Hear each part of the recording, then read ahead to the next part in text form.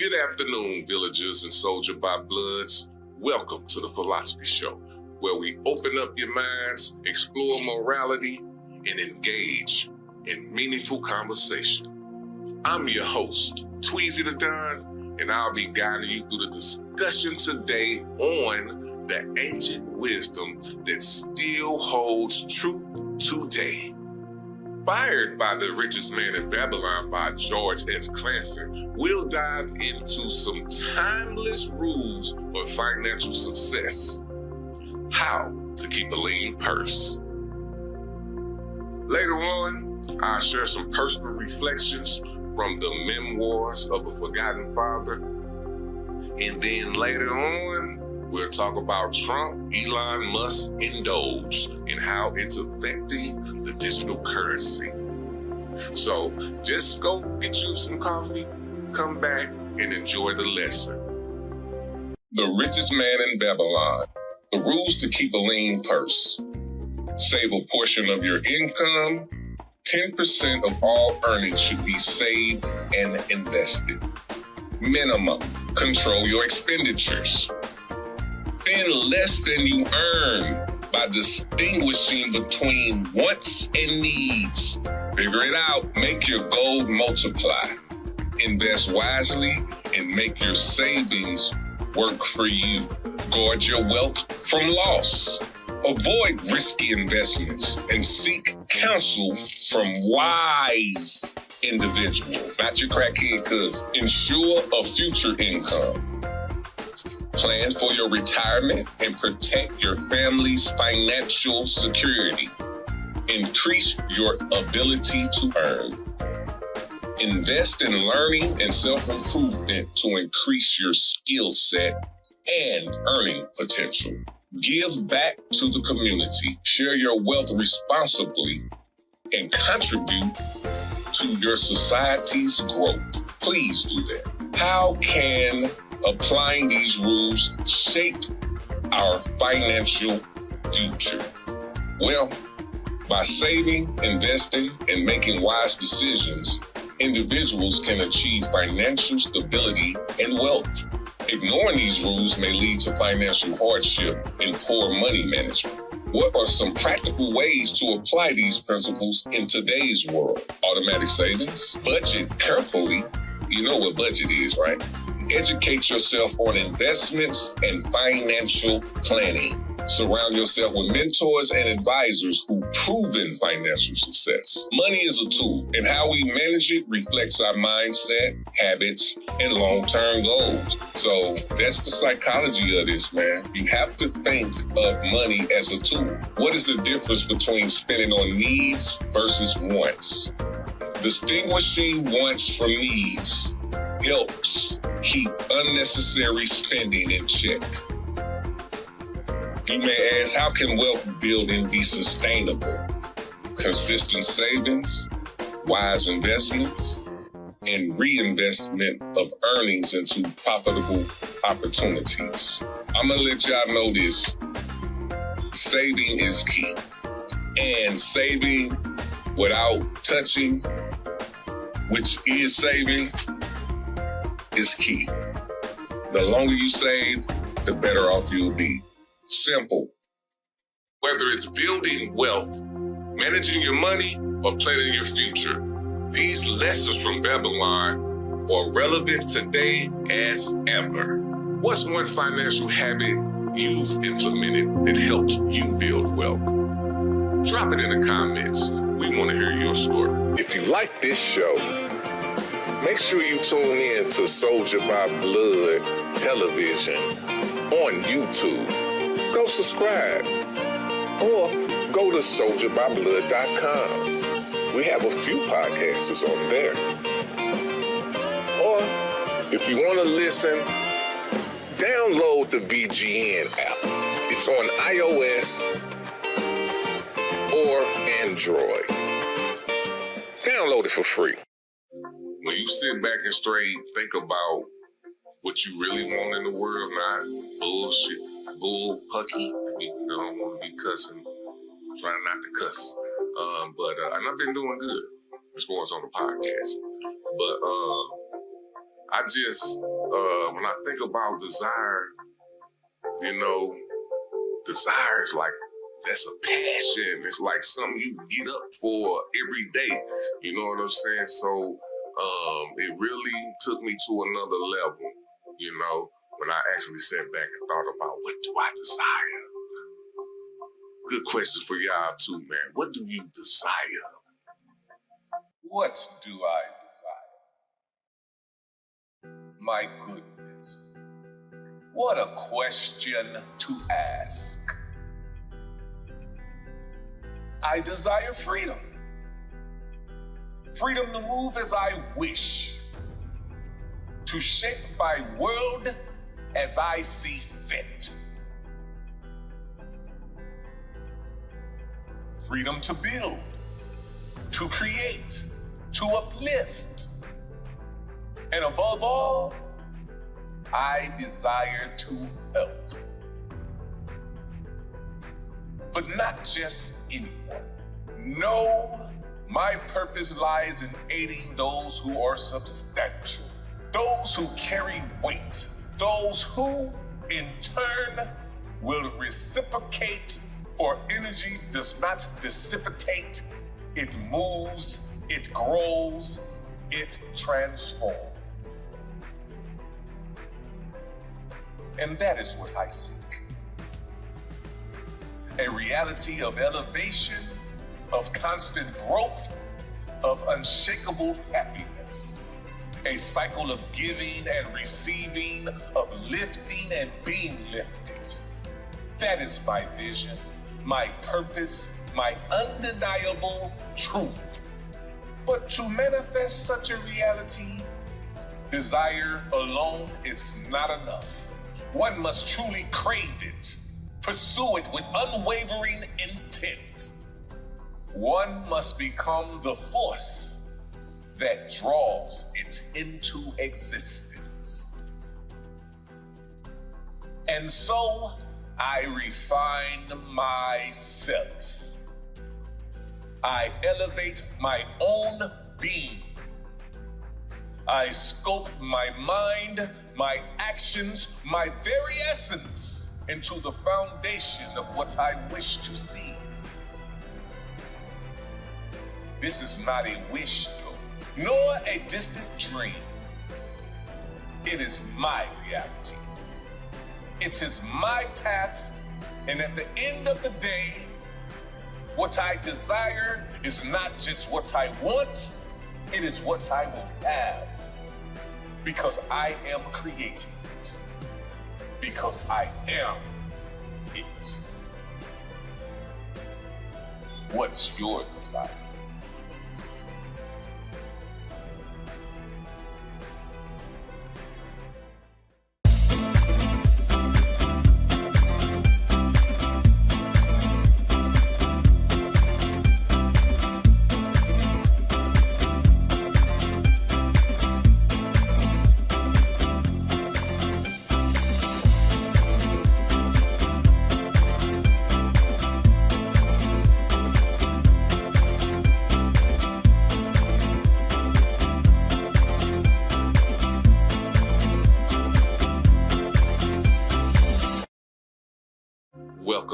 Welcome back. Hey, I hope y'all liked it. I love it. I listen to it every morning. It helps me stay focused, and it really motivates me. So I like that, man. About my week, man, my week and my weekend has been cool. It's been great. Them 2 snow days kind of suck, you know what I'm saying? Because I'm on a mission to stack my greens. So, but it didn't stop nothing. It really helped me catch up on some podcast stuff and got me some information to help my peoples out who support me. And I appreciate y'all, man. Shout out to everybody out there that's supporting the cause, man, because that's what it's about. I hope that the podcasts that I'm bringing y'all are informational and help y'all in many other facets than just entertainment. Me and coinciding with BGN, we're here to help teach the masses than just blind them with boo-boo. But to each his own too, you know what I'm saying? So with that being said, man, we're gonna go to a quick break and then we'll be back with Trump and Elon Musk, DOGE, and all that mess. See y'all in a minute.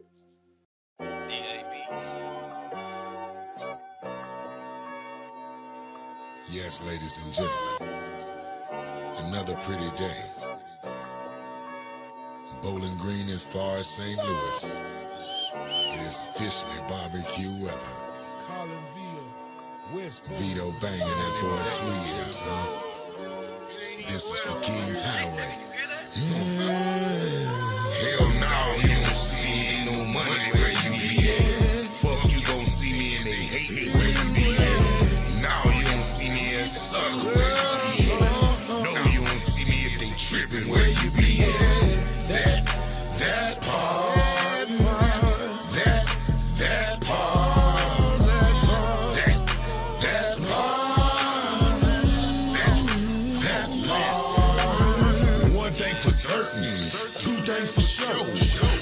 Invited, motherfucker, don't go. What you said, and we were texting estimates. It is what it is, and make no mistakes. Goddamn club got where it starts too late. Overwhelmed by foo-foo, too grown play. Enjoy setting with friends, some real love. Skip, reverse, change the color, draw for more. Now you don't see me, ain't no money where you be at. Fuck, you gon' see me and they hate where you be at. Now you don't see me as a sucker where you be at. No, you don't see me if they trippin' where you be at. That part. That part. That part. That part. When I step up in the place, that's guaranteed money. A lot of smiles and grins, but I don't see nothing funny. Had to cut them clowns short. No, I don't play dummy. Setting up the table cause I know the meal is coming. I don't fuck with who you fuck with, I don't see the point. If I'm smoking big blunts, why you rolling joints? Never legal with the promos, the people choice champ for Bowling Green and Collinsville, I'm stamped. We made a count, why you hating on me? Cause it's slated for me. Either get up off your ass, you might get in my G. Stop supporting them lanes, put most high in the game. Stop that capping type shit and stop passing the blame. I can't fuck with no haters, I done did that way back. Heart open, no jack, but homie became straight rag. That's facts, so I move accordingly. Stay cornball free, man, you can't get close to me. Hell no, you don't see me, ain't no money where you be at. Fuck, you gon' see me and they hatin' where you be at. Now you don't see me as a sucker where you be at. No, you don't see me if they trippin' where you be at. That part. That part. That part. That part. You a fool, Vito Banger. That part. That part. That part. That part. I wanna hear that one.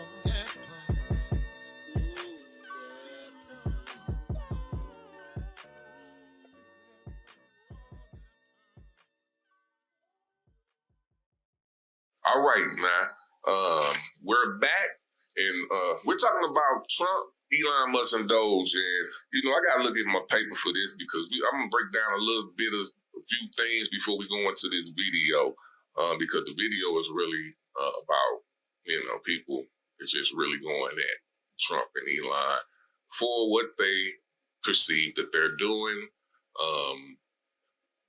I'm not in the government, but for what I'm seeing, you know, it's typical Trump. I mean, nothing surprises me, but for people who might not know what's going on, it's a few questions that you should be asking. And it's like, what is DOGE? And why is it relevant to Trump and Elon's strategies? DOGE is a digital currency. That's what it is. So I'm not finna give people answers. I'm just gonna give you clues. You gotta go look this up for yourself to figure it out. I'm not finna sit here and put nothing in your head. Not right now. But I do want you to go look up DOGE and figure out what it is and see how does it connect with Donald Trump and Elon Musk. You should know with Elon Musk. I'm just saying. How are Trump and Elon Musk shaping the future of digital currency? They have the power and they have the influence. You know, I ain't saying nothing, but I mean, I'm gonna say it like this. You might wanna, I don't know, for some reason, something telling me to invest in DOGE, but that's just something. You need to ask yourself who stands to benefit from the rise of DOGE and other digital currencies. Tech companies, financial markets. I mean, one thing I know about Trump, he's very good at generating money. He might not pay people their money, but he know how to generate money. So, how does this impact everyday Americans and financial systems?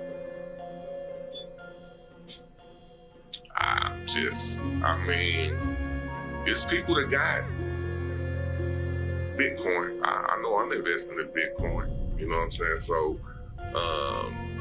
the potential for wealth creation or loss and the broader impact of inflation, investment strategies, and financial freedom. You know, that could work either way. You know, if you're on the right side of it. Because I know one thing when it comes to Trump, it's good times and it's bad times. It all depends on what side you're on. You know what I'm saying? And how much money you got. So, I'm finna show you this clip, and then we'll get back at it.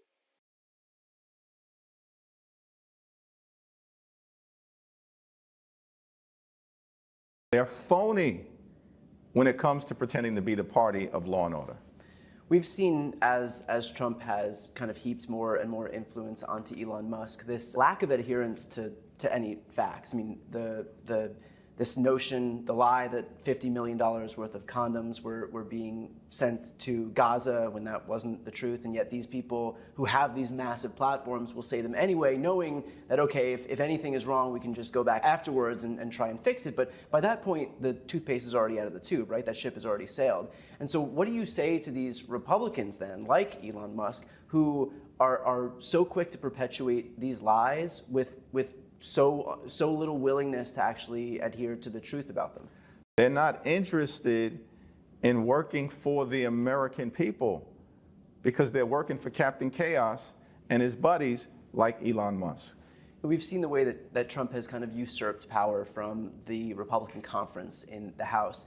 Recently, Mike Johnson, I believe it was within the last 24 hours, came out and said that he's fine with this process of allowing Trump to basically take the autonomy of your colleagues on the right. What's your response to Mike Johnson, who, instead of jealously guarding the prerogatives of the legislative branch, is content to contract that power over to Trump? We work for the American people. And the folks who send us to Washington to serve, to make life better on their behalf, to protect their interests, to give them an opportunity to experience the American dream. We don't work for Donald Trump. We are a separate and co-equal branch of government. That should mean something. That means, fundamentally, that we work on behalf of everyday Americans. What they're trying to do, like in Medicaid as we know it, and why they are trying to do it, which is because at the end of the day, they want to pass massive tax cuts for their billionaire donors and wealthy corporations, and then stick working class Americans with the bill.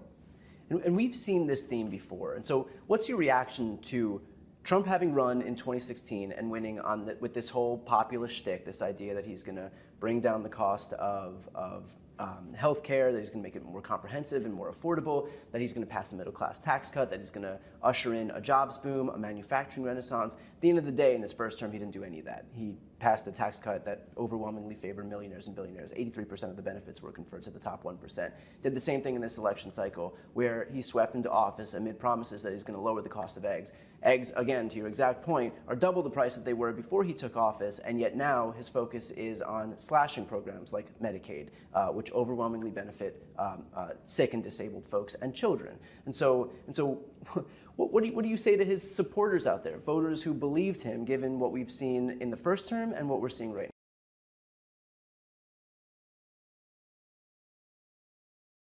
now? And it is not just that we have more income and wealth inequality today than we have ever had. On top of all of that, the reality is that today we are moving rapidly under President Trump toward authoritarianism. More and more power resting in fewer and fewer hands. Mr. President, as we speak right now, Elon Musk, the wealthiest man on the planet, is attempting to dismantle major agencies of the federal government which are designed to protect the needs of working families and the disadvantaged. It is not Mr. Musk's responsibility. What Mr. Musk is doing is patently illegal and unconstitutional and must be ended. Mr. President, 2 weeks ago, President Trump attempted to suspend all federal grants and loans, an outrageous and clearly unconstitutional act. And as I hope every sixth grader, every kid in the sixth grade in this country knows, under the Constitution and our form of government, the President can recommend legislation. It is Congress, the House and the Senate, who control the purse strings. But in this move toward authoritarianism, it is not just the Congress that is being attacked. It is our judiciary. This weekend, the Vice President of the United States, a graduate of Yale Law School, who clerked for a Supreme Court justice, said that, and I quote, "Judges aren't allowed to control the executive's legitimate power," end quote. Really? I thought that one of the major functions of the federal courts is to interpret our Constitution and, when appropriate, serve as a check on the unconstitutional power of the executive. That's not just what I believe. That is what I suspect every legal scholar and lawyer in America understands to be the case. Further, Mr. Musk, meanwhile, has proposed, and I quote, that the worst 1% of appointed judges be fired every year, end quote, and he demanded the impeachment of judges that have blocked him from accessing sensitive Treasury Department files. No doubt, under Mr. Musk's rule, it will be him and his billionaire friends who determine who the worst judges are. And no, Mr. Musk, I must tell you, you don't impeach judges who rule against you here in the United States. You may or may not know this, Mr. Musk, but under the U.S. Constitution, we have a separation of powers, brilliantly crafted by the founding fathers of this country in the 1770s. Hey, now, y'all heard these politicians. You hear how they talking. You know, this is what's going to be going on for the next 4 years and beyond. And I don't know if it's a good thing or bad thing, but they're not telling lies.